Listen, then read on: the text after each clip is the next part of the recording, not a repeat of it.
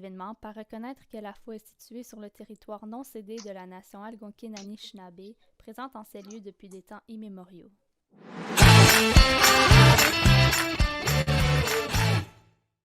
Bonjour et bienvenue aux formations virtuelles de la FO. Voici une courte vidéo des points techniques à considérer pour le bon déroulement de cette formation. Puisque nous sommes en mode réunion, veuillez mettre votre micro en sourdine. Cette formation est enregistrée. Veuillez fermer votre caméra et micro si vous ne voulez pas être dans l'enregistrement. Si vous avez une question pour le formateur ou formatrice, attendez qu'elle ou il vous invite à le faire. Si vous avez des problèmes techniques, communiquez en chat privé avec l'équipe de la FO. Nous vous invitons à participer au sondage de rétroaction que nous enverrons dans le chat à la fin de la formation. Merci et bonne formation. Encore bonjour à toutes et à tous et bienvenue à notre deuxième formation de cette nouvelle série de formations virtuelles de cette année qu'on a débuté le mois passé.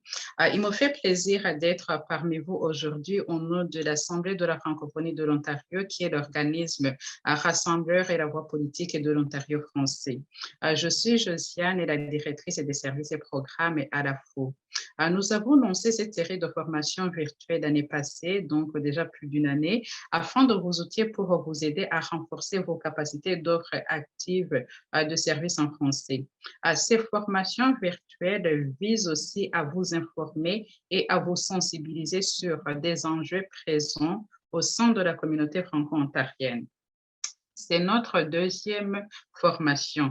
Nous avons encore le plaisir d'accueillir Simon Tremblay-Pépin, avec qui nous avons été l'année passée, qui va nous partager des techniques pour maîtriser les outils de base en communication et relations publiques.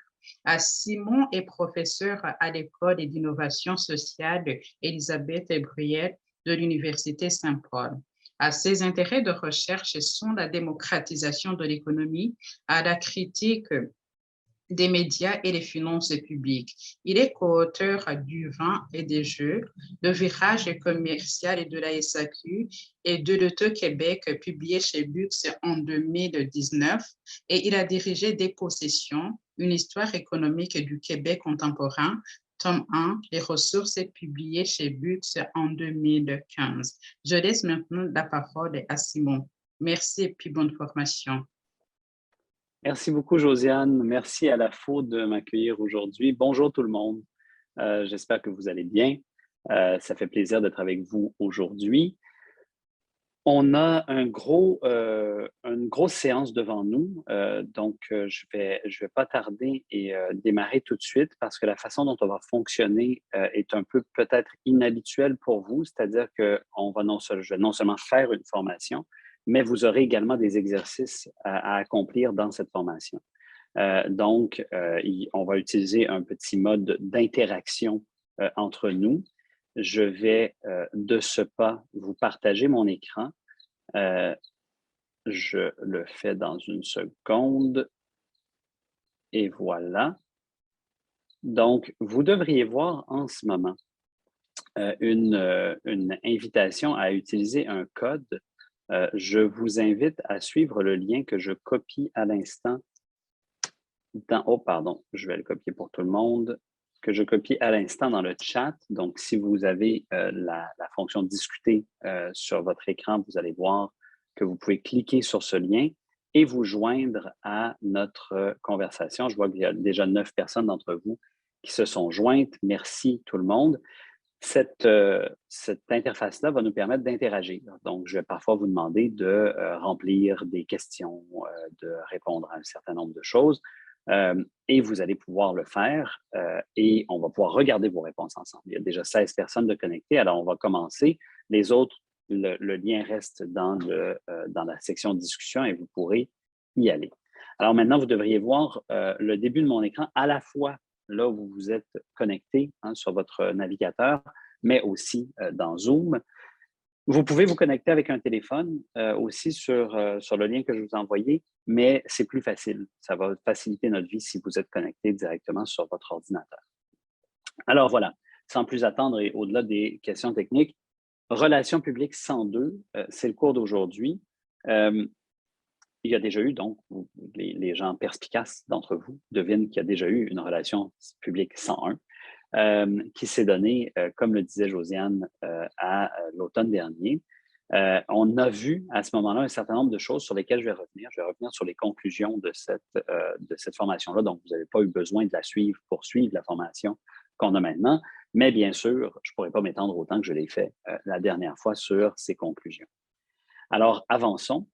Quel est notre plan aujourd'hui? Bien, comme je viens de vous le dire, on va revoir ce qu'on a vu comme conclusion en Relations publiques 101. Ensuite, on va aller aborder la question des outils qu'on va voir aujourd'hui. Aujourd'hui, on voit 3 types d'outils qui sont importants pour la relation publique, des outils vraiment de base, mais qui vont vous être très utiles, je pense. Le communiqué de presse, l'infolettre et la publication Facebook ou Instagram. Ensuite, je vais faire une petite conclusion, puis après ça, on va avoir du temps pour parler. Mon objectif est qu'on ait une vingtaine de minutes de disponibles pour échanger, mais c'est la première fois que je donne la formation organisée comme ça, donc j'espère que je ne vais pas dépasser. Évidemment, si tout au long de la présentation, vous avez des questions, vous pouvez utiliser la réaction « Levez la main », hein, que vous avez au bas de votre écran.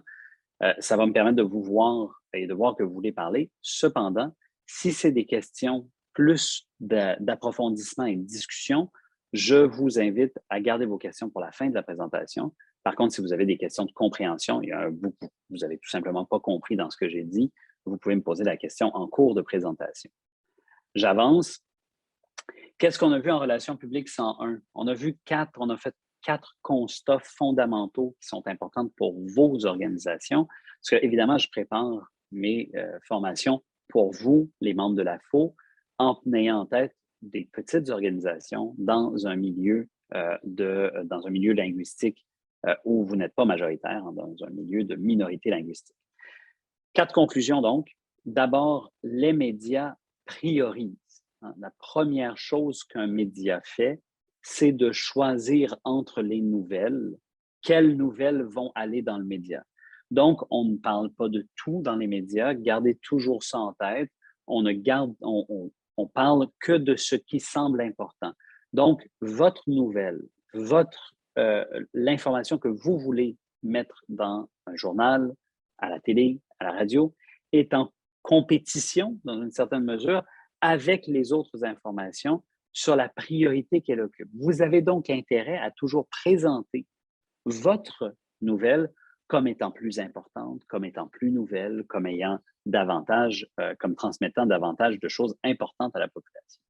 Deuxième constat, les petites organisations comme les vôtres et les gens issus des minorités linguistiques sont rarement la priorité des médias. Les médias vont tendre à couvrir davantage les populations majoritaires et vont tendre davantage à couvrir les grandes organisations. Vous avez donc, comme petite organisation, quand vous voulez aller dans les médias, une priorité, disons, une barre à passer, une étape de plus à faire, à franchir, c'est celle de mettre en valeur votre organisation et la raison pour laquelle vous y allez, et ils vont tendre à moins vous écouter qu'ils le font avec la majorité et qu'ils le font avec les plus grosses organisations. Par contre, vous avez un avantage pour vous, c'est votre proximité avec le terrain. Vous avez une capacité d'accès à un ensemble de gens, de situations, de problèmes que les médias ne connaissent peut-être pas et que vous pouvez mobiliser pour utiliser ces arguments, ces nouvelles, ces idées comme étant de la nouvelle, comme étant pertinente pour l'espace public et donc vous mettre davantage au centre de l'attention. Ensuite, dernière conclusion de notre dernier cours, et ça fait le lien avec le cours d'aujourd'hui, les outils sont très utiles à maîtriser. Hein. Vous avez besoin de maîtriser certains outils, on va en voir 3 aujourd'hui, mais en général, ce qui compte, c'est vos réseaux. Hein. Ça, c'est peut-être quelque chose qu'on fera dans une éventuelle relation publique 103. Mais ce qui compte vraiment, évidemment, c'est rencontrer des gens, parler à des gens, développer votre réseau autour de vous. Mais pour faire ça, notamment, les outils dont on va parler aujourd'hui peuvent vous aider. Alors, c'est ce qu'on va voir.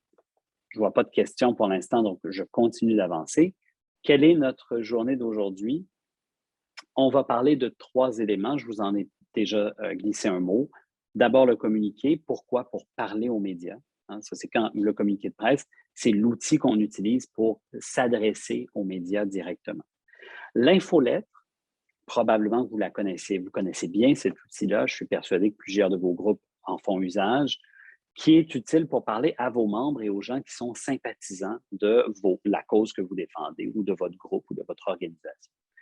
Et enfin, Facebook et Instagram pour parler directement au grand public sans l'entremise des médias. Voilà les 3 thèmes qu'on va voir aujourd'hui. Mais avant qu'on voit ça, il faut que je fasse une précision. Et c'est drôle parce que la précision, qui est une genre de petite parenthèse, est en fait le plus important. Si vous retenez ce que je vous dis maintenant et que vous l'appliquez pour vrai, ce qui n'est pas toujours la même chose, hein? Entendre ce que disent les professeurs et les gens qui vous donnent des conseils, c'est une chose. Les mettre en application, c'en est souvent une autre. Et vous allez voir que parfois, c'est plus dur qu'on pense. Puis, certains des éléments que je vais vous présenter aujourd'hui, on va les pratiquer juste après, dans les petits exercices qu'on a à faire. 3 directives impérissables, toujours présentes quand on fait des relations publiques. D'abord, on écrit pour son public. Et là, ça a l'air complètement stupide quand je vous dis ça. Vous allez me dire, bien sûr, je sais que j'écris pour mon public. J'écris pas à ma mère quand j'écris sur Facebook ou quand je fais un communiqué de presse. Vous en êtes bien conscient. Cependant, la plupart des gens, je dirais 95% des gens qui essaient de faire des relations publiques les premières fois, pensent toujours à eux et à leur organisation quand ils écrivent ou quand elles écrivent. Et c'est ça qu'on va essayer de contrer aujourd'hui. Arrêtez de penser vers l'intérieur, pensez vers l'extérieur, pensez à quoi s'intéresse votre public, pourquoi et comment vous pouvez lui parler. C'est beaucoup plus compliqué que ça en a l'air et on va le voir aujourd'hui. Deuxième règle, ne laissez aucune porte ouverte. Qu'est-ce que ça veut dire? Imaginez qu'un communiqué de presse ou une publication Facebook ou une infolettre, c'est un long corridor. Au bout du corridor, il y a le message que vous voulez passer. Et tout au long du corridor, il y a une série de portes. Les portes de ce corridor, c'est toutes les choses dont vous pouvez parler et qui peuvent distraire l'attention de votre public du message qui se trouve au bout du corridor. Quand vous abordez quelque chose dans vos communications, vous ne laissez ouverte aucune porte qui distrait votre public. Chaque chose que vous mentionnez vous mène jusqu'à votre message de fin, mais ne vous permet pas de distraire, de regarder ailleurs pour apporter l'intérêt de votre public sur autre chose. Donc, vous fermez toutes les portes, vous mettez fin à toute distraction et vous concentrez votre message sur ce que vous avez à dire. Donc, vous évitez les incises dans le milieu de vos phrases, vous évitez les parenthèses, les sous-entendus, les clins d'œil, un ensemble de trucs qui sont très utiles dans le parler de tous les jours, mais qui sont l'ennemi quand vous faites des relations publiques parce que ça distrait du message principal. Enfin, troisième règle, toujours court, toujours simple, toujours clair. C'est la seule, ça devrait guider toute rédaction de toute façon, hein, au-delà de vos rédactions de relations publiques, ce que vous faites à l'interne. Si vous écrivez un livre, si vous écrivez des rapports, peu importe, ça devrait toujours vous guider. Mais dans le cas des relations publiques, c'est encore plus important. Vous parlez à un très vaste public. Il est possible que ce que vous écrivez se retrouve devant les yeux de centaines de milliers de personnes.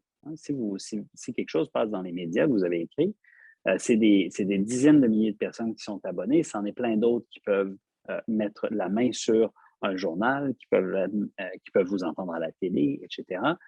Donc, conservez toujours en tête que vous avez besoin de parler brièvement, simplement, sans fioriture et clairement, pour qu'on vous comprenne toujours bien.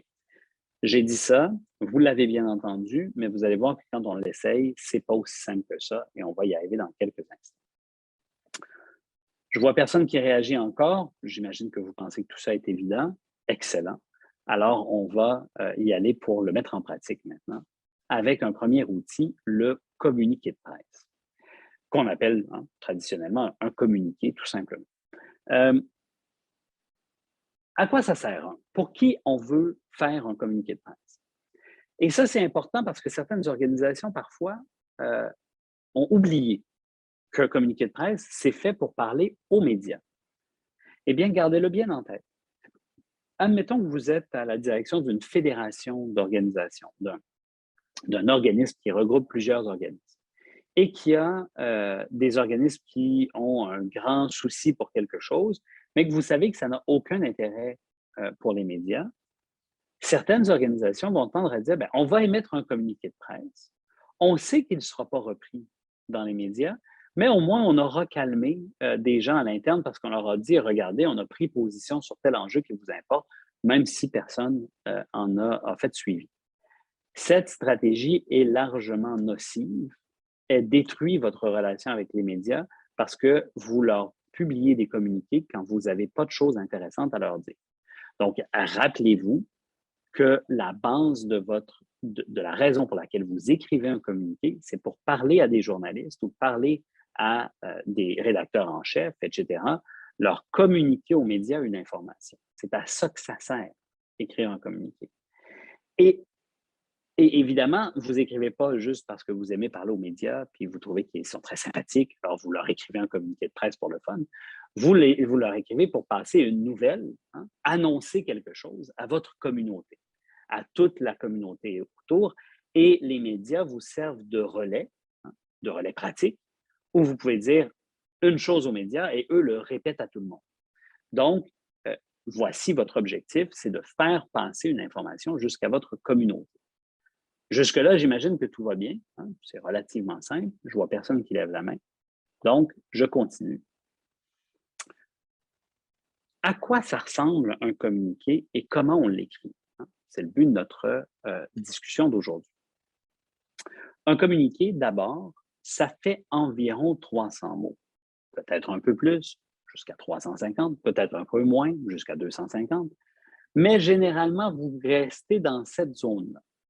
Vous allez me dire, peut-être certains d'entre vous ont déjà vu des communiqués de presse avant qu'on en parle aujourd'hui. Vous allez me dire, j'ai déjà vu des communiqués de presse beaucoup plus longs que ça. Eh bien, dites-vous d'emblée, ce sont de mauvais communiqués.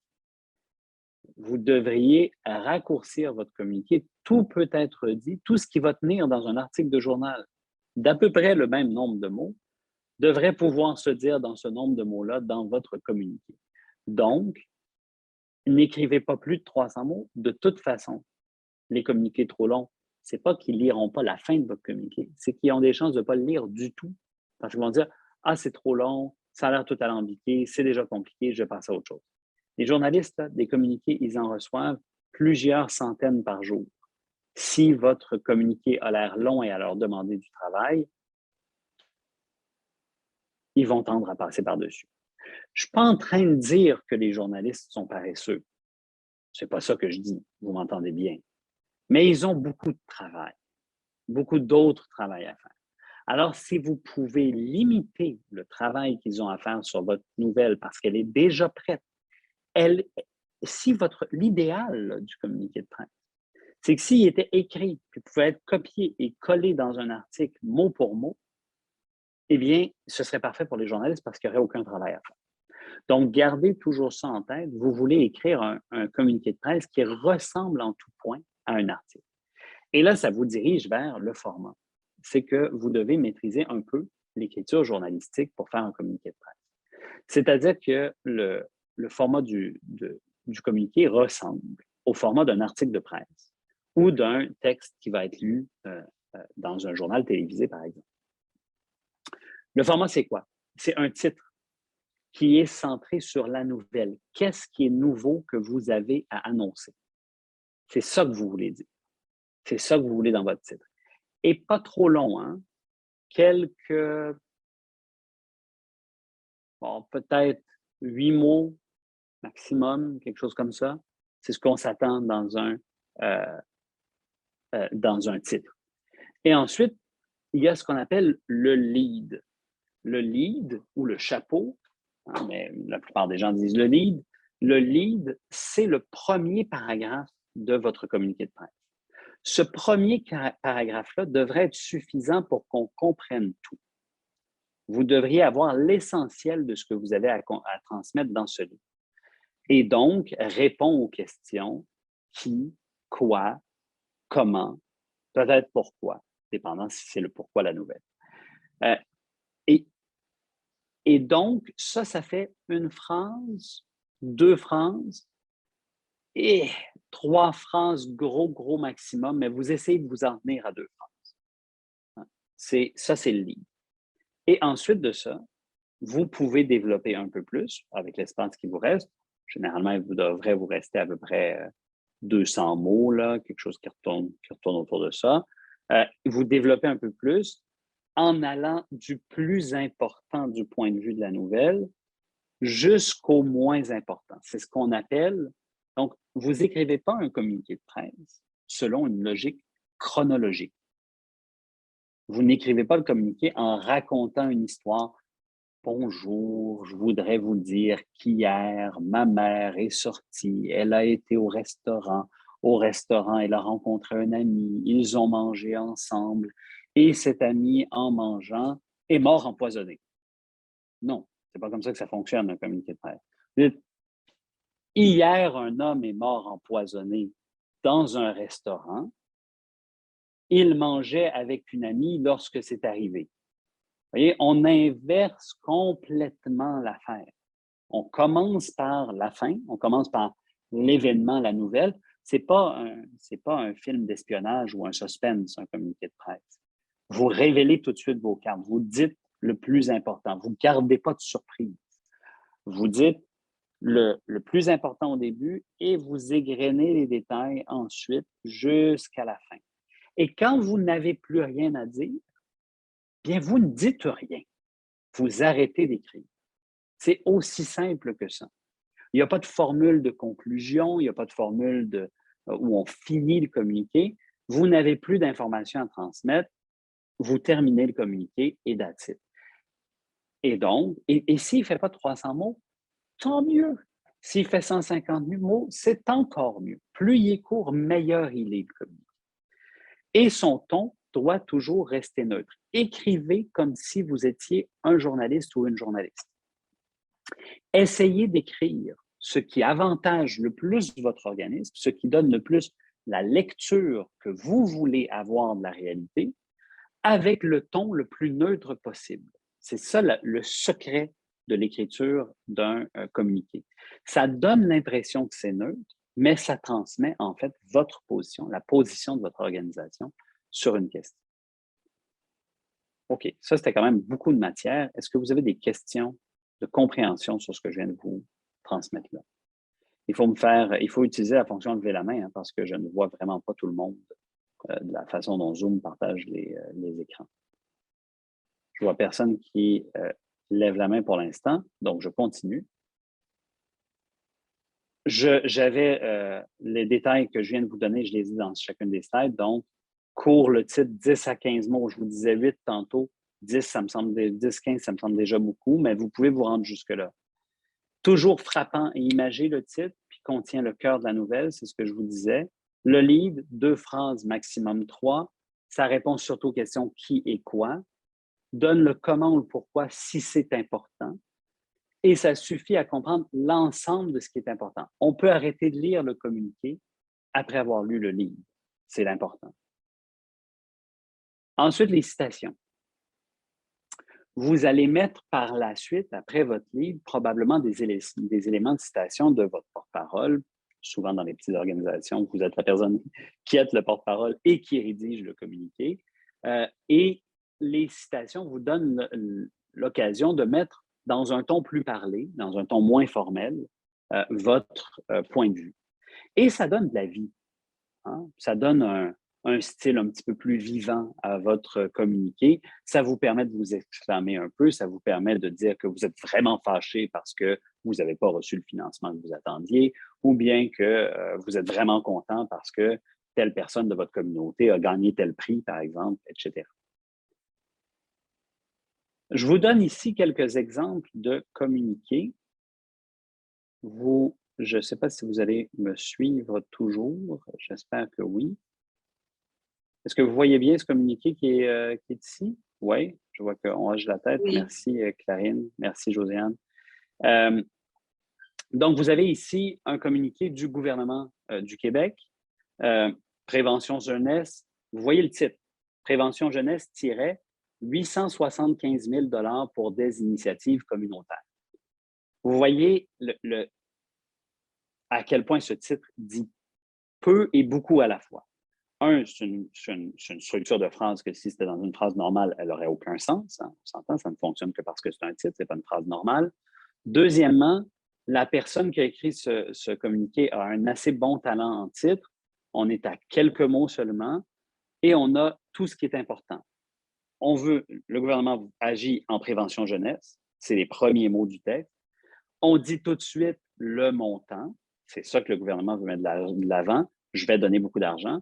Puis ensuite, on dit la raison, des initiatives communautaires. On ne développe pas. Vous voyez, il n'y a pas des tonnes d'acronymes. On a donné de l'argent à tel groupe et à tel groupe et à tel groupe. Non, ça viendra plus tard. Là, on dit, on donne presque $1 million à des initiatives communautaires. Et vous voyez, le lead, là, il répète presque mot pour mot, ici une seule phrase, hein, notez bien, une seule phrase. Il répète presque mot pour mot le titre. Le gouvernement du Québec accorde 875 000 $ à 8 projets, il nous donne un détail de plus, il y a 8 projets, de concertation ayant pour but d'améliorer la sécurité des jeunes Québécois vulnérables. En théorie, là, c'est fini. On peut arrêter là, puis on comprend de quoi il s'agit. On n'a pas besoin de plus. Mais si on veut en avoir plus, le gouvernement, toujours aussi généreux, nous en donne plus, bien entendu. Donc, annoncé par la vice-première ministre, blablabla. Vous voyez, quand vous travaillez au gouvernement et vous faites des relations publiques, vous êtes piégé par les titres. Hein. Vous voyez ici, le titre dure 3 lignes juste pour nommer une personne. Mais bon, c'est la vie. Cette aide financière s'inscrit dans le programme de prévention jeunesse, blablabla. Et vous voyez ici, il y a beaucoup de gens qui font ça maintenant, on sépare les citations du reste du texte. On donne une citation avec la personne qui la donne pour que les journaux puissent la reprendre et la prendre directement. Même chose pour les radios, les télés. On fait même une petite section point saillant qui dit à quoi on s'attend sur ces questions-là. Et enfin, des liens et les médias sociaux, etc., etc. Et ça fait le tour du communiqué. Ça, c'est un communiqué assez bien fait. Évidemment, je n'ai pas pris que des bons exemples pour vous. Hein. Je vais vous en donner un autre qui vous donne une idée. Donc, ici, on est dans un communiqué de la Coalition des associations de consommateurs du Québec. Délai à l'assurance emploi, le chien qui court après sa queue. Savez-vous de quoi on parle? Non, mais je vois Josiane réagir tout de suite. Moi non plus, vous non plus, personne ne le sait. On essaie de faire de la littérature ici. Ce n'est pas la place. Vous n'avez pas... Essayez de... Les images, je vous l'ai dit tantôt, ça peut marcher, ça peut frapper. Mais là, qu'est-ce que ça nous dit? Qu'est-ce qu'on comprend? On aurait pu utiliser cette image-là dans le texte pour imager quelque chose qu'on a expliqué. Mais on aurait dû, bien sûr, aller sur quelque chose de beaucoup plus concret dans le titre. Et regardez ce qui se passe ensuite. La Coalition des associations communautaires du Québec constate que depuis plusieurs mois, des citoyens se tournent vers des organismes communautaires, comme les associations de consommateurs, pour avoir du support quant à leur demande d'assurance emploi, point. Ces personnes ne reçoivent pas leurs prestations à temps. Plusieurs personnes attendent même leurs prestations depuis 4 à 5 mois. Vous voyez la nouvelle, elle est où, là? À la toute fin du lead. Il y a du monde qui attend leurs prestations depuis 4 à 5 mois. Ça, c'est la nouvelle. Ça devrait être dans le titre en haut, puis ça devrait commencer le lead, plutôt que dire « la coalition pense que », plutôt que… Puis là, vous voyez, là, c'est exactement un cas, je n'ai rien contre la personne qui a écrit ça, je ne sais même pas ce que c'est exactement un cas d'erreur de mon premier problème que je vous disais tantôt. Ne pas penser à qui vous écrivez, pensez à vous en premier. Ça, c'est un gros problème qu'on voit ici. La Coalition des associations plus de consommateurs du Québec, qui a bien des problèmes avec son nom parce que leur acronyme, c'est CAC. Hein. Au Québec, il y a une autre organisation qui s'appelle CAC et qui est au pouvoir en ce moment. Mais bon, passons sur ce dossier. Donc, la Coalition des associations des consommateurs du Québec constate que ce n'est pas ce qui intéresse les journalistes. Ce qui intéresse potentiellement les journalistes, c'est de dire il y a des personnes qui ont 4 à 5 mois de retard dans le fait de recevoir de l'assurance-emploi. On devrait commencer par ça, puis leur dire ensuite, c'est ce qu'a constaté la coalition qui reçoit plein de gens qui viennent cogner à sa porte.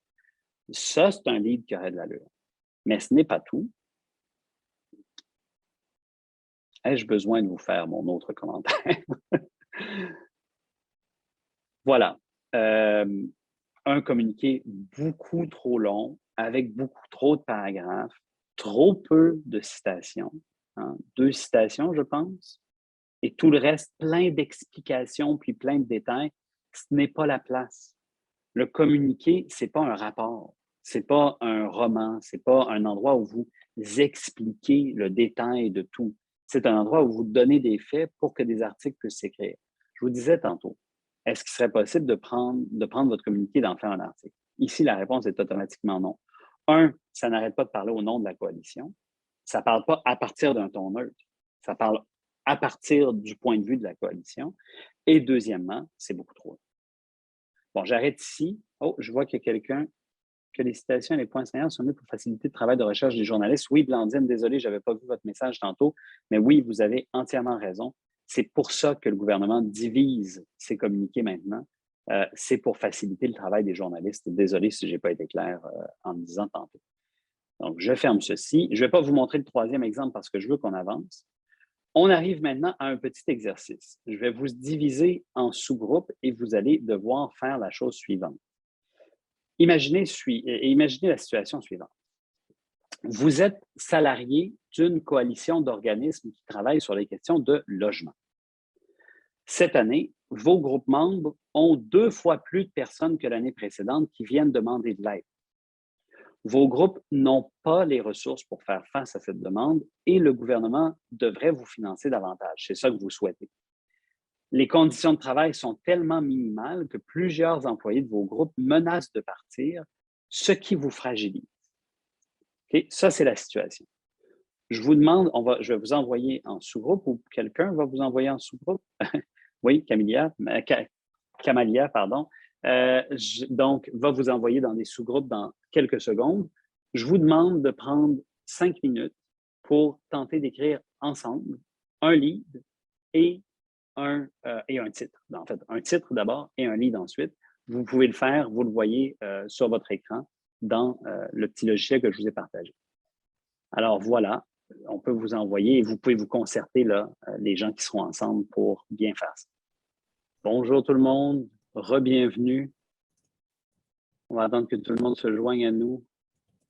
Je vois des gens sourire en arrivant. Je constate qu'il y a eu du travail qui s'est fait aussi.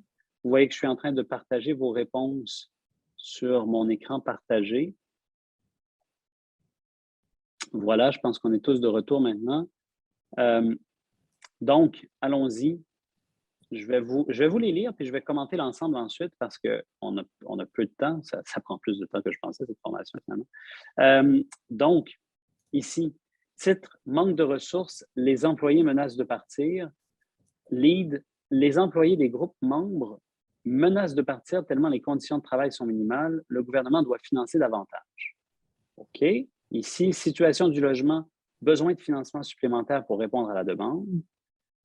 Ici, on a commencé quelque chose autour du manque de ressources, mais que ça n'a pas été terminé. Un titre ici, logement 2 points, besoin de financement supplémentaire pour répondre à la demande. Une coalition d'organismes qui travaillent sur les questions de logement revendique un financement supplémentaire pour répondre à la demande. OK. Situation du logement, augmentation des demandes d'aide. Et enfin, plus de financement pour traiter les questions de logement. Mais vous savez quoi? Je suis très, très heureux de mon exemple parce que vous êtes tous tombés dans le piège. Donc, je suis très heureux de mon exemple parce que j'ai pris exactement ce qui est sensible chez vous comme organisation communautaire et je vous ai fait parler de vous au lieu de parler de ce qui peut intéresser des journalistes. Donc, bien sûr, pour vous, c'est important que des employés puissent s'en aller. Bien sûr, pour vous, c'est important le manque de ressources. Mais pour des journalistes, ce qui est important, c'est quoi? C'est que vous avez 2 fois plus de personnes qui demandent de l'aide pour du logement. Et personne n'a mis ça en titre, et personne n'a mis ça en ligne. C'est ça l'élément essentiel pour eux autres. C'est de dire, il y a des gens qui ont des gens de la population en général. Eux autres, ils parlent à toute la population. C'est ces gens-là à qui ils veulent parler, et c'est ça qui devrait être votre livre pour les accrocher.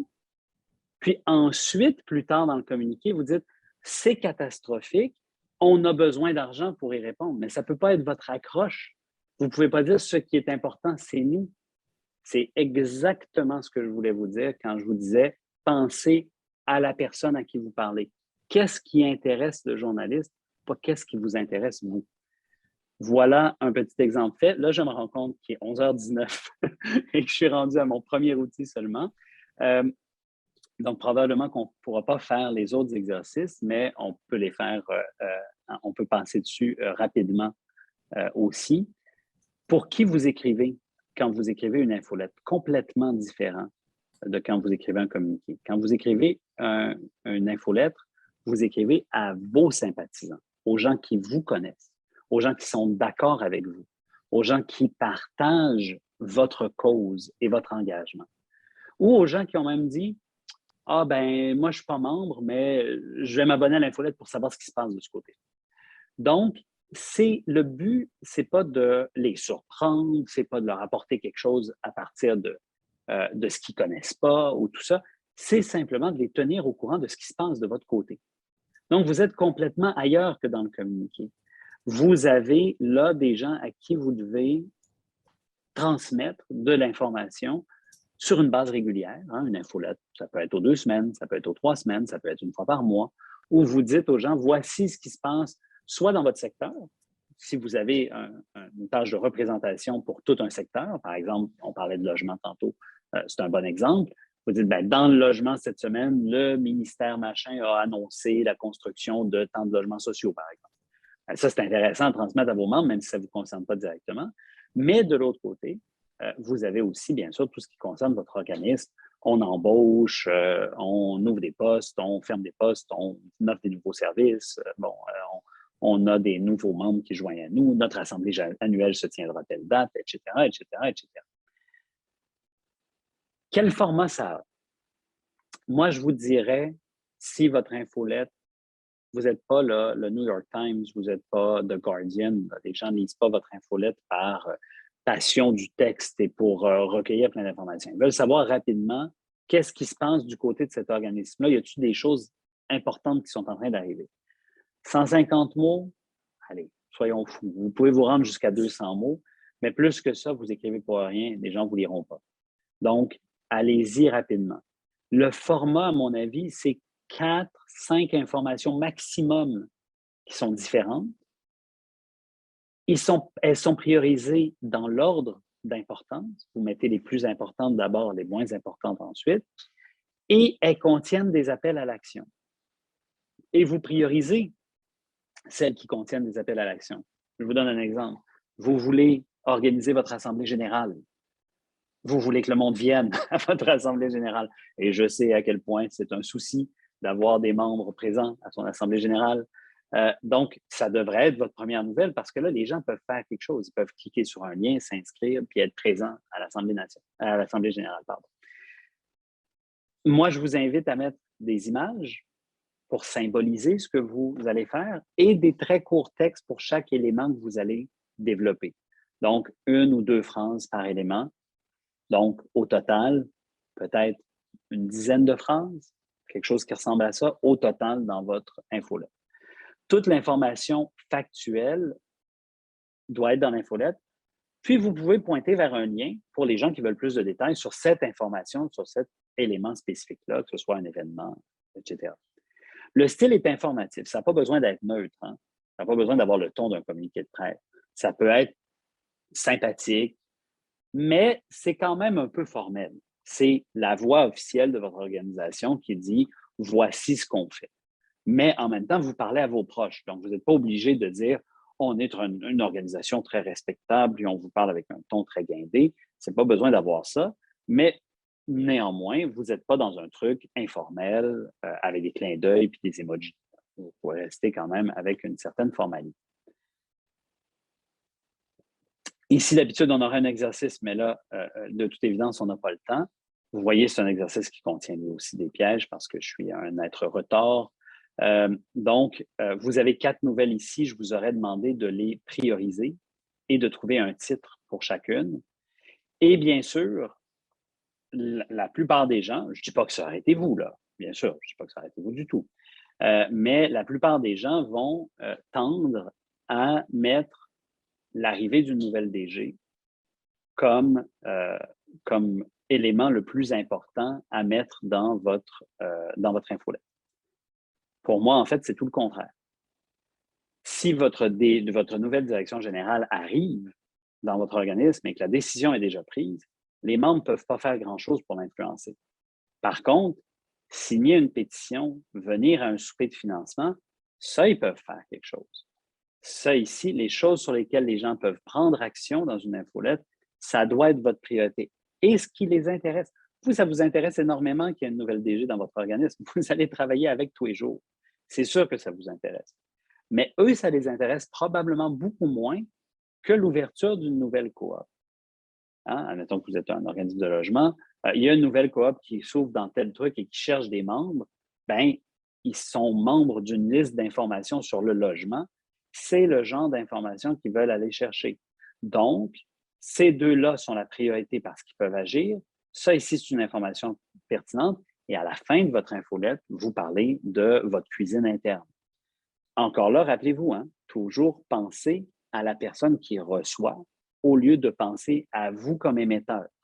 C'est la grande différence. C'est pour ça qu'on fait de la communication et qu'on n'est pas en train de juste raconter nos histoires au souper à notre famille. Je continue avec Facebook et Instagram. Beaucoup d'entre vous, beaucoup de vos organismes, je présume, ont au moins une page sur Facebook. Ça ne coûte rien d'en faire une, hein? Alors c'est son temps à en faire une. Mais ça demande quand même du temps et de l'énergie à nourrir. Et je veux justement aller là-dessus. À qui on parle quand on parle sur Facebook? On parle au grand public. Hein? On parle à monsieur, madame, tout le monde, n'importe qui peut tomber sur cette publication-là et qui peut la partager. Évidemment, vous allez me dire, ben, le grand public n'a probablement pas liké votre page sur Facebook. Vous avez probablement quelques centaines de personnes qui vous suivent au mieux et non pas plusieurs dizaines de milliers ou plusieurs centaines de milliers. Mais n'empêche, c'est des gens que le seul engagement qu'ils ont eu envers vous, c'est de cliquer like à un certain moment et de voir peut-être même pas de faire ça, de voir passer dans leur fil de nouvelles quelques informations à votre propos.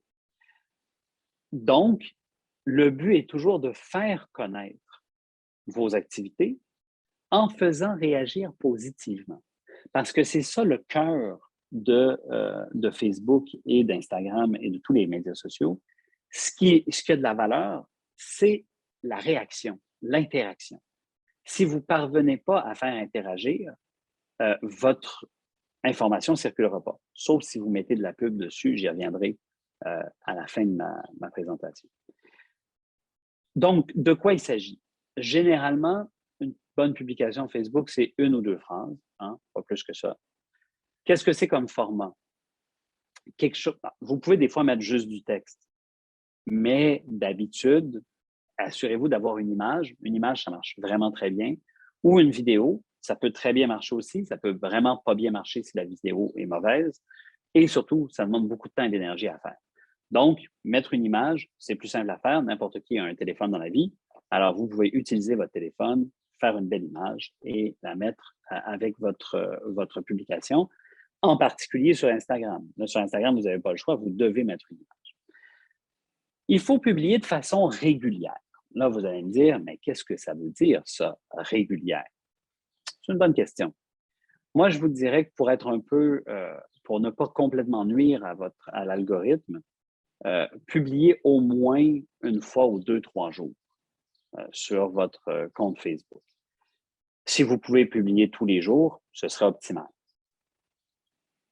Quand vous avez quelque chose d'important à dire, dépensez un peu d'argent en publicité Facebook.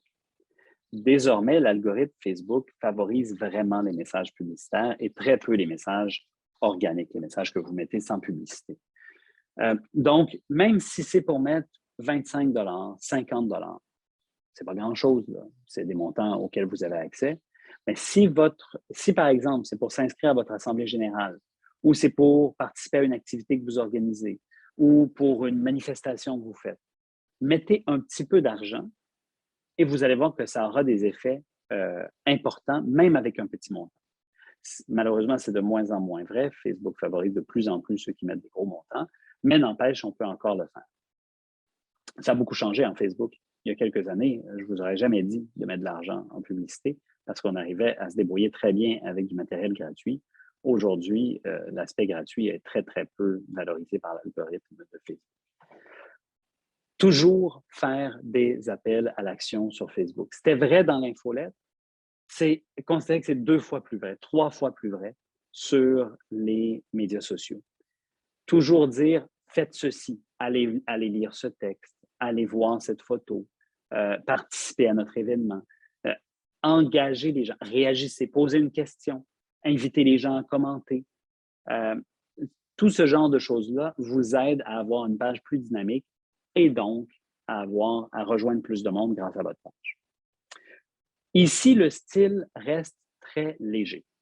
Hein? On est dans un monde, les réseaux sociaux, beaucoup plus léger qu'une infolettre et des milliers de fois plus léger qu'un communiqué de presse.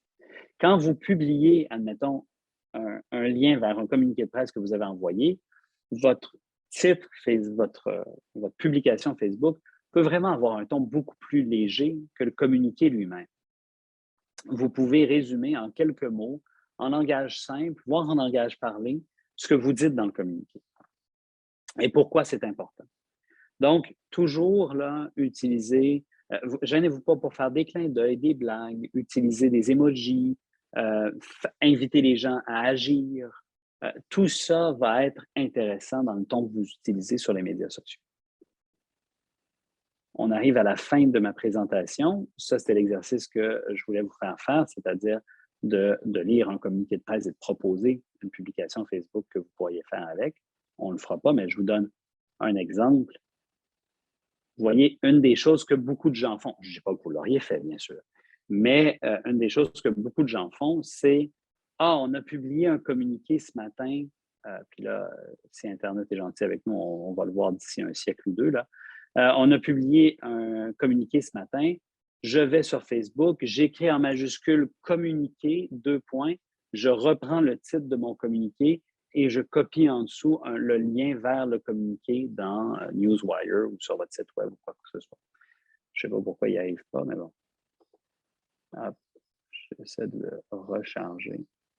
Eh bien, c'est une très mauvaise stratégie. Donc, par exemple, si vous publiez une publication Facebook qui se lit comme suit, 500 organisations s'unissent pour réclamer une politique d'habitation au Québec. Ça, là, ça ne marchera jamais sur Facebook, ce n'est pas une bonne idée. Écrivez quelque chose qui dit « On a besoin de logement, ça presse, point d'exclamation, puis un emoji de maison » et vous allez avoir des meilleurs résultats sur Facebook. De toute façon, votre titre va être écrit dans le lien en bas. Vous n'avez pas besoin de le répéter 2 fois. Même chose sur Instagram.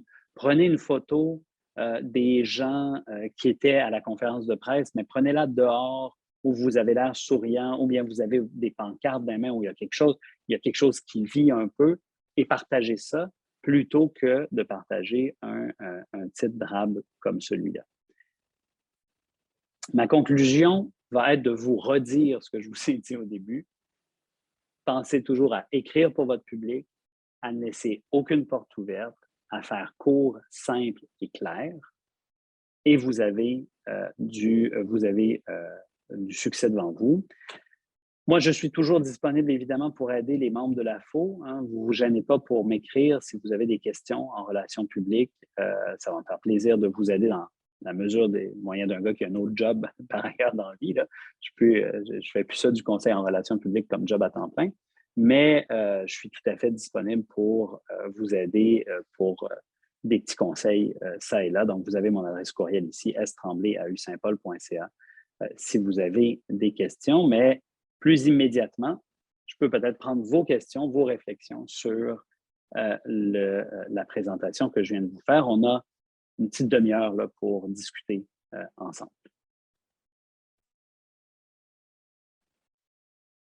Là, je vous vois, donc si vous voulez lever votre main physiquement et non pas avec l'option lever sa main, il n'y a pas de problème, comme je vois tout le monde.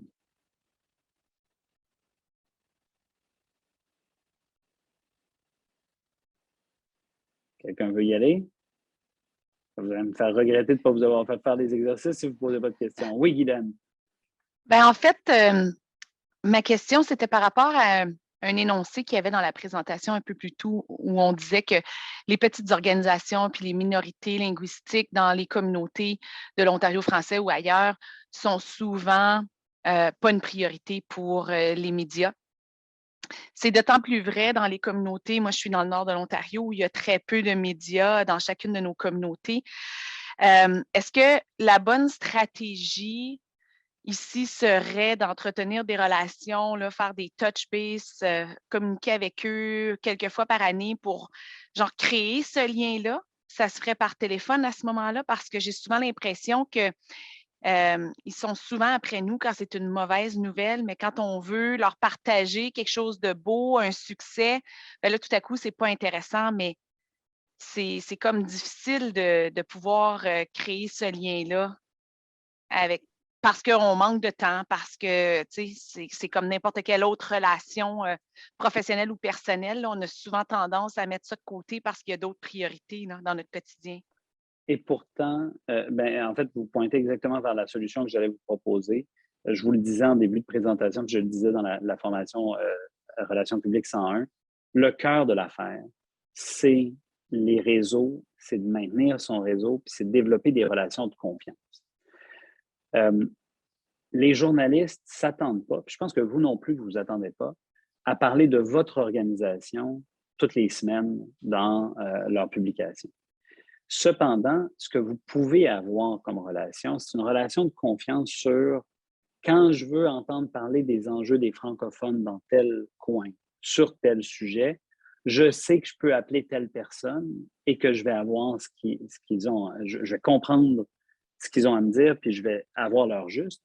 Mais en plus, que quand ils vont m'appeler, ils ne m'appelleront pas pour rien, puis ils vont m'appeler en connaissance de quel travail moi je fais dans la vie. Et souvent, les organismes remplissent le premier critère, c'est-à-dire ils sont capables de donner de l'information quand on leur demande une information spécifique, mais ont souvent de la difficulté à remplir le deuxième critère, souvent par méconnaissance du monde des médias, parce qu'ils contactent les médias au mauvais moment et de la mauvaise façon. C'est-à-dire qu'ils les contactent, vous allez trouver que je me répète, là, mais ils les contactent dans les moments où c'est important pour les organismes et pas penser de la façon qui est importante pour les médias. Je vais m'expliquer, je vais vous donner un exemple assez simple. Quand il y a une situation, puis vous avez raison en disant que quand ça va mal, ils sont plus intéressés, mais ça, c'est le propre des médias en général. Les bonnes nouvelles, ils n'ont pas l'impression qu'ils sont payés pour faire ça. Fait qu'il y a cet élément-là. Mais vous êtes capable, ça arrive qu'on peut jouer les bonnes nouvelles aussi. C'est pas impossible. Mais deux choses. D'abord, toujours penser, quand vous avez à appeler un journaliste parce que vous voulez passer une information, vous dites, si moi j'étais journaliste, si j'étais dans la contrainte où je me dis, ce qu'il faut que je fasse, c'est qu'il faut que ce soit d'intérêt public. Là, je reviens sur tout ce que j'ai dit dans Relations publiques 101, désolé pour le monde qui était là, mais si je le pense du point de vue de ça doit être une nouvelle, ça doit être d'intérêt public, comment je formule mon idée? Comment je la formule pour que ça attire un journaliste qui dit « Ah oui, ça, la majorité des gens qui vivent ici veulent savoir ça. » Et si vous le formulez comme ça, et si en plus vous faites bien le travail, puis vous y avez écrit un petit communiqué que la personne peut prendre et parfois, là, il faut bien le dire, surtout dans les petites organisations journalistiques, et d'en copier une bonne partie et de le coller dans son article, bien, vous simplifiez la vie du journaliste. Le journaliste là, d'un petit média, souvent, ils sont une ou deux personnes qui écrivent des textes dans le média. Vous le voyez comme n'importe qui. Hein. Vous ouvrez ces médias-là, puis c'est signé. Il y a plein d'articles signés par le même nom. Là. Eh bien, si vous lui donnez la possibilité de faire un article qui fonctionne en y investissant un peu de temps et que vous ne perdez pas son temps en le contactant dans des moments où il n'y a pas de nouvelles dans ce que vous avez à y dire, vous allez développer un rapport de confiance et vous allez peut-être avoir un suivi aux 2 mois. Et puis, des fois, ben, c'est pas mal mieux que d'en avoir un une fois par année. Donc, d'avoir quelque chose où ça montre à la communauté que vous êtes bel et bien une organisation vivante, qui fait des choses et qui transforme des petits, puis ça n'a pas besoin d'être gros, mais quelque chose qui fait de la nouvelle. Puis rappelez-vous, c'est quoi une nouvelle? Le monde est un petit peu différent après qu'avant. C'est ça une nouvelle. C'est tout simplement ça. Avez-vous changé un petit quelque chose dans la réalité sociale de votre coin qui vous permet de dire que ça mériterait que les gens le sachent? Bien, si la réponse c'est oui, mettez toute votre focale, mettez tout l'accent sur cet élément-là, puis proposez-le aux journalistes. Mais pour revenir à votre question et à votre formulation, oui, l'important, c'est de développer des réseaux, développer des liens de confiance. Vous avez tout à fait raison que c'est rarement nos priorités, mais se mettre dans son calendrier une fois par 2 mois, d'inviter ou de voir le journaliste puis de l'inviter à un événement ou de l'inviter à aller manger pour parler de quelque chose ou tout dépendant là, du lien qui s'est établi, mais maintenir un lien de confiance, c'est une bonne idée. Les vrais relationnistes, les gens qui font ça à cœur de jour, c'est tout ce qu'ils font. Hein. Ils entretiennent des réseaux de contacts et ils placent des idées dans la tête des gens qui connaissent très bien en allant manger avec eux autres, en leur disant « Ah, as-tu pensé à cet angle-là? » Puis évidemment, ils sont payés par quelqu'un pour suggérer ce genre d'idées. Mais ça, c'est le monde des relations publiques qui n'est pas le sujet de notre rencontre d'aujourd'hui. Vous n'êtes pas à même de vous payer les services de National ou de d'autres grosses firmes de ce type. Avez-vous d'autres questions, d'autres réflexions aussi? Je pense que tu as une question d'Hélène dans le chat. Oui. Avez-vous un modèle d'infolettre à nous montrer? J'en ai pas un j'essaie d'y penser. J'en ai pas un sous la main vite de même qui serait bon. Mais ce que je peux faire, Hélène, vous pouvez me partager votre courriel dans le chat et je pourrais vous envoyer un exemple d'une bonne infolettre, à mon avis. Et vous verrez ce que c'est. Mais la chose que je peux vous dire, par contre, c'est que ça n'a pas besoin d'être compliqué. Moi, je pense que c'est mieux d'avoir un format en HTML qui vous permet de mettre des photos puis d'avoir tout ça. Là. MailChimp, par exemple, vous permet d'avoir ce type de format-là si vous voulez le faire. Mais MailChimp, ça devient cher vite, hein, dès qu'il y a beaucoup de monde qui s'abonne.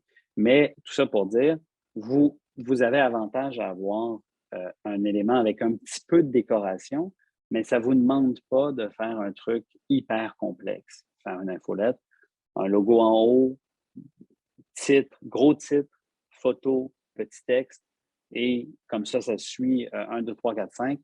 C'est bien parfait. Vous n'avez pas besoin de faire un truc plus compliqué que ça. Mais oui, Hélène, si vous m'envoyez votre courriel, merci. Je vais vous envoyer ça. D'autres questions, commentaires, réflexions? Gênez-vous pas.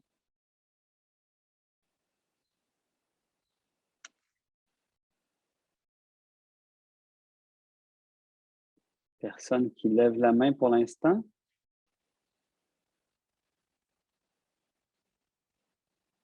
Bon, ben, ça a l'air d'avoir été clair.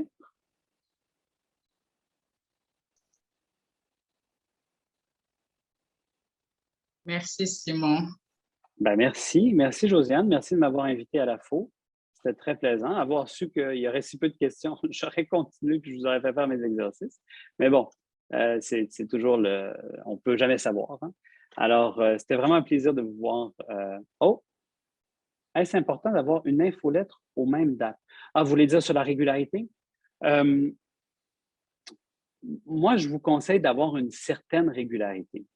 C'est-à-dire que si vous dites on le fait une fois par mois, faites-le une fois par mois. Mais admettons que vous le faites une fois par semaine, puis que vous sautez une fois le mardi ou le jeudi ou whatever, il n'y a pas de problème, là. Personne ne va vous écrire au bureau fâché pour dire « J'ai pas reçu votre infolette » avec toutes des majuscules. Ce n'est pas comme ça que ça va se passer.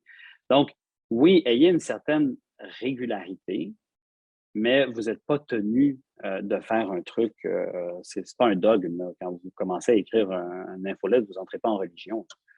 Donc, donnez-vous un petit peu de latitude. Vous êtes une organisation avec des moyens réduits, mais c'est sûr que si vous dites je fais une infolette une fois par semaine, vous en faites 3, après ça, vous n'en faites plus pendant 3 mois, puis après ça, vous en faites une autre, puis la prochaine prend 1 mois avant d'arriver. Ça, c'est un peu confondant pour les gens qui vous suivent. Donc, essayez d'avoir un rythme qui est compréhensible. Quelle est la meilleure méthode de distribution pour un communiqué de presse? Merci, Nathalie. La meilleure méthode. La meilleure méthode est coûteuse. Donc, je ne vais pas vous inviter à l'utiliser. La meilleure méthode, c'est d'utiliser Newswire, qui est un service très, très cher. Je ne sais plus à combien ils sont rendus. Ils doivent être à 65 cents de mot, quelque chose comme ça. Donc, c'est là où je prenais les communiqués qu'on regardait tantôt, là, newswire.ca, je pense.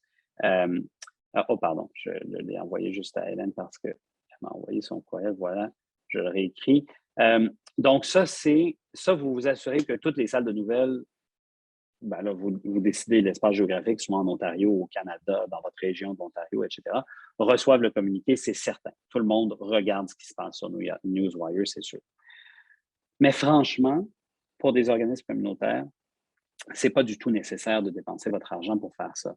Peut-être une fois par 4 ans, quand vous faites une grosse sortie avec moult collègues de d'autres organismes communautaires, puis vous voulez que ça se sache partout, OK, peut-être. Mais autrement que ça, vous n'avez pas besoin de dépenser votre argent pour ça. Quoi faire alors? Bien, d'habitude, la meilleure façon, c'est de vous bâtir une liste de courriels dans laquelle vous listez les journalistes avec lesquels vous intervenez. Et moi, j'inviterais vraiment une organisation comme l'AFO à bâtir une liste de courriels commune pour ces organisations parce que ces courriels-là, ils ne changent pas. C'est-à-dire que de temps en temps, là, il y a un journaliste qui perd sa job ou il est remplacé par quelqu'un d'autre. Mais je veux dire, c'est facile de partager une liste de courriels. Puis en Ontario, qui plus est, ceux qui s'intéressent aux questions francophones, il n'y en a pas des centaines. Vous allez avoir une liste de courriels d'une trentaine, d'une quarantaine de personnes, puis vous allez avoir fait le tour. Donc, s'il y avait moyen de partager cette ressource-là, moi, je pense que ce serait vraiment facile et utile pour tout le monde d'utiliser ça, plutôt que vous casser le ciboulot dans n'importe quel groupe, dans n'importe quel coin de l'Ontario, à rebâtir une nouvelle liste à chaque fois, alors que quelqu'un entre en poste, par exemple, puis doit faire des contacts. Donc, bref, c'est une suggestion que je vous fais. Mais il me semble que ça, c'est le genre de trucs qui peuvent être facilement centralisés. Puis quelqu'un, je sais que l'AFO a une très bonne personne aux communications. Donc, quelqu'un qui est très bien pour faire ça peut tout à fait rendre service. Fait que le courriel, ça suffit. Si vous avez des comptes Twitter, Instagram, Facebook, rediffusez vos communiqués par ça. Ça va aider aussi. Mais c'est sûr que rien de mieux qu'un petit courriel. Puis si vous avez un peu de temps, passez un petit coup de fil aux gens concernés, mais jamais méchant. Ça aide toujours. Vous allez vous faire dire non. Il y a plein de monde qui vont dire ça ne m'intéresse pas. Mais ça, il faut apprendre à vivre avec. Mais vous avez bien plus de chances d'avoir de la couverture si vous avez appelé que si vous avez juste envoyé un email. Mais le email, c'est le bon départ. Exact. Fait on a justement eu une campagne dernièrement, on a lancé une campagne, puis c'est ça qu'on a fait. On a fait toute la liste de nos, spécialement ceux qui nous contactent fréquemment pour des entrevues, des choses comme ça, ce qui a très bien fonctionné aussi. Mais là, je me demandais, tu sais, parce qu'on ne veut pas les aliéner non plus, on ne veut pas tout le temps, à chaque fois qu'on a une nouvelle, essayer de leur envoyer. Est-ce que c'est mieux de cibler ceux qu'on pense qui vont avoir un plus grand intérêt pour certaines choses? Ou bien non, on envoie toujours at large. Envoyez-le. Vous ne les écœurerez pas. Non? Vous n'êtes pas assez productrice de nouvelles pour les écœurer. OK. Il y a du monde qui leur écrivent 1 ou 2 fois par jour avec des communiqués de presse. Oh, c'est pas nous. Vous ne ferez pas ça. Fait qu'ayez pas peur, vous ne les écœurerez pas. Écrivez à tout le monde parce que, en plus, vous ne savez pas. Peut-être que ce jour-là, la personne qui ne s'intéressait pas à ce thème-là a comme mission, c'est fait donner par son affectateur, je vous renvoie encore à Relations publiques 101, il y a un affectateur qui a dit, ben là, tu me couvres tel sujet. Puis là, par hasard, vous parlez de ce sujet-là dans votre communiqué. Ben, la personne va voir le titre de votre communiqué dans sa boîte web, et va dire, je vais aller voir ça. Puis elle va dire, j'ai peut-être un intervenant ou une intervenante pour mon article d'aujourd'hui. Va pogner ça puis va vous appeler. Vous ne pouvez pas savoir ça. Vous n'êtes pas dans le secret des dieux. Fait envoyez le plus largement possible. Et si quelqu'un l'attrape, ben, tant mieux. C'est la logique de la pêche en haute mer. Hein? Vous tendez vos filets puis vous ramassez le plus de poissons possible. OK. Puis, on se demandait l'autre jour, dernière petite question, je m'excuse, je ne veux pas monopoliser le temps. Mais dernière petite question, on se demandait, puis je me posais la question l'autre jour, parce que je me disais, tu sais, on est abonné à toutes sortes sur Facebook spécialement et Twitter, à différents comptes de journalistes, de médias. Est-ce qu'on peut, puis avec Facebook, je sais qu'on peut parfois essayer de communiquer, envoyer un message à travers Messenger. Ça pourrait-tu fonctionner, ça, d'un fois, peut-être, de les communiquer à travers Messenger ou ces choses-là? Si vous avez un rapport qui est établi avec cette personne-là, moi, je vous recommande de le faire. Okay. Si ça sort de nulle part et que vous ne la connaissez pas, évitez ça. C'est trop intrusif. Ouais. La personne va trouver que là, vous poussez un peu. C'est drôle, hein? Si vous l'appelez, il n'y a pas de problème. Mais si vous le contactez en message privé sur Facebook, par contre, le jour où vous avez déjà fait une entrevue avec cette personne-là, je ne vous parle pas de la connaître personnellement, d'avoir pris des bières ensemble, juste avoir travaillé professionnellement ensemble, à partir de ce moment-là, vous vous connectez sur Facebook, puis quand vous pensez à quelque chose, vous lui envoyez un petit message, puis le journaliste va adorer ça, ça lui donne l'impression que vous avez un lien privilégié. Et les journalistes recherchent ça. Donc, vous avez un avantage mutuel à développer des liens privilégiés. Cette personne-là veut dire, quand elle parle à ses boss, quand le journaliste parle à ses boss, ce qu'il veut lui dire, c'est qu'il y a un gros carnet de contacts, puis qu'il peut contacter plein de gens dans plein de secteurs. Et vous faites partie de ces gens-là. Vous n'êtes peut-être pas l'équivalent d'un chef de cabinet de ministre, on s'entend.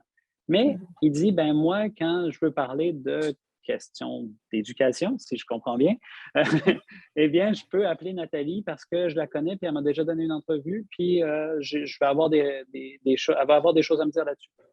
Et donc, ça, c'est important. Donc, établir ce lien de confiance, ça, c'est vraiment au cœur de ce que vous avez à développer. Puis, je le sais bien que ce ne sera pas votre job à temps plein, là. J'en suis totalement conscient.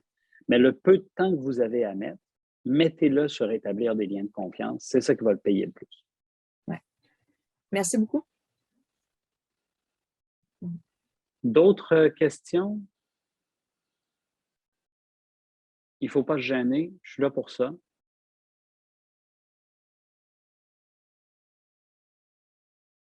Je vois personne qui réagit. C'est le temps pour moi de vous remercier dans ce cas. Merci beaucoup d'avoir pris le temps de m'écouter aujourd'hui. Merci Josiane, merci à la FO de m'avoir reçu. Merci beaucoup Simon pour une bonne présentation et puis les échanges enrichissants. Et puis merci à toutes et à tous d'avoir participé à l'enregistrement et puis la présentation de Simon seront affichées sur notre site internet et dans les prochains jours, vous serez libre de télécharger et puis de garder ça et puis comme document de référence et de vous y référer. Merci tout le monde. Au revoir. Merci. Merci.